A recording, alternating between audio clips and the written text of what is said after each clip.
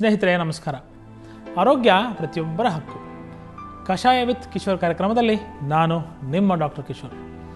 ಆಮಶಂಕೆ ನಮಗೆಲ್ಲರಿಗೂ ಗೊತ್ತಿದೆ, ಡಿಸೆಂಟ್ರಿ ಅಂತ ಕರಿತೀವಿ. ಅದಕ್ಕೆ ಏನು ಪರಿಹಾರ ಅಂತ ಇವತ್ತು ನೋಡೋಣ.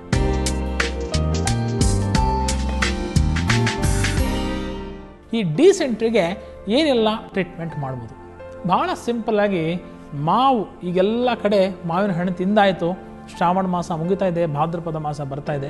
ಮಾವಿನ ಚಿಗುರು ಅತ್ಯಂತ ಸುಲಲಿತವಾಗಿ, ಸರಳವಾಗಿ, ಕಡಿಮೆ ಬೆಲೆಯಲ್ಲಿ ಅಥವಾ ಹಾಗೆ ಫ್ರೀಯಾಗಿ ಕೂಡ ಸಿಗ್ತಕ್ಕಂಥದ್ದು ಮಾವಿನ ಚಿಗುರು. ಈ ಮಾವಿನ ಚಿಗುರು ಸುಮಾರು 20 ಗ್ರಾಮ್ನಷ್ಟು, ಸುಮಾರು ಒಂದು 200 ರಿಂದ 300 ml ನೀರಲ್ಲಿ ಕುದಿಸ್ತಕ್ಕಂಥದ್ದು. ಎಷ್ಟು ಕುದಿಸ್ಬೇಕು? ಅರ್ಧ ಆಗಬೇಕು.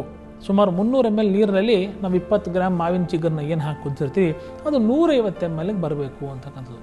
ಹೀಗೆ ಹಿಂಗಿರತಕ್ಕಂತಹ ಮಾವಿನ ಚಿಗುರಿನ ಕಷಾಯ ರೆಗ್ಯುಲರ್ ಆಗಿ ಬೆಳಗ್ಗೆ ಎದ್ದ ತಕ್ಷಣ ಪ್ರಾರಂಭದ ಹಂತದಲ್ಲಿ, ಅಂದರೆ ಬ್ರೇಕ್ಫಾಸ್ಟ್ಗಿಂತ ಮುಂಚೆ. ಮತ್ತೆ ಯಾವಾಗ ತೊಗೋಬೇಕು? ತಿರ್ಗಾ ನಾಳೆ ಬೆಳಗ್ಗೆನೇ.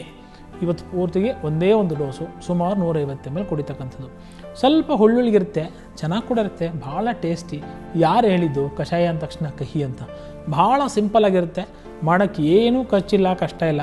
5 ನಿಮಿಷ ಸ್ಟವ್ಗು ನಾವು ಹೆಂಗೆ ನೀರು ಕುದಿಸ್ತೀವಿ ಹಾಗದನ್ನೇ ಈ ಮಾವಿನ ಚಿಗುರಿನ ಎಲೆಯ ಚಿಗುರನ್ನು ಹಾಕಿ ಕುದಿಸ್ತಕ್ಕಂಥದ್ದು. ಸುಮಾರು 4 ರಿಂದ 6 ನಿಮಿಷದಲ್ಲಿ ಕುದಿಯುತ್ತೆ. ಇದನ್ನು ಫಿಲ್ಟರ್ ಮಾಡಿ ಕುಡಿತಕ್ಕಂಥದ್ದು. ನಿತ್ಯ ನಿರಂತರ ಕುಡಿತಾ ಇರೋದು. ಸುಮಾರು 15 ರಿಂದ 20 ದಿವಸ ಕುಡಿದ್ರೆ ಯಾರು ದೀರ್ಘಕಾಲೀನವಾದಂತಹ ಆಮಶಂಕೆಯಿಂದ ಬಳಲ್ತಾ ಇರ್ತಾರೋ ಅವರಿಗೆ ಒಂದು ರಾಮಬಾಣವಾಗಿ ಈ ಒಂದು ಸಮಸ್ಯೆಯಿಂದ ಸಂಪೂರ್ಣವಾಗಿ ಮುಕ್ತಿ ಹೊಂದೋದ್ರ ಕಡೆಗೆ ಇದು ತೊಗೊಂಡು ಹೋಗುತ್ತೆ. ಆ ಸಮಸ್ಯೆಯಿಂದ ಸಂಪೂರ್ಣ ನಿವಾರಣೆ ಆಗುತ್ತೆ. ಹಾಗಾಗಿ ಈ ಪ್ರಯೋಗಗಳನ್ನ ಇವತ್ತು ಮಾಡಿ ಯಶಸ್ಸನ್ನು ಪಡೀರಿ. ಇದೇ ಡಿಸೆಂಟ್ರಿಗೆ ಮುಂಬರುವ 3-4 ದಿನಗಳು ಇನ್ನೂ ಅನೇಕ ಆಯಾಮಗಳಲ್ಲಿ ಯಾವ ವಿಧವಾದಂತಹ ಕಷಾಯಗಳು, ಯಾವ ವಿಧವಾದಂಥ ಮನೆಮದ್ದುಗಳನ್ನು ಹೇಳ್ತೀನಿ. ಎಲ್ಲವನ್ನೂ ಪ್ರಯೋಗ ಮಾಡಿ ಅತ್ಯಂತ ಆರೋಗ್ಯಕರ, ಅರ್ಥಪೂರ್ಣವಾದಂತಹ ಜೀವನವನ್ನು ನಡೆಸಿ ಅಂತಕ್ಕಂಥ ಮಾತನ್ನು ಹೇಳ್ತಾ, ಮತ್ತೊಂದು ಸಮಸ್ಯೆ, ಮತ್ತೊಂದು ಪರಿಹಾರ ನಾಳೆ ನಿಮ್ಮ ಮುಂದೆ ತೊಗೊಂಡ್ಬರ್ತೀನಿ.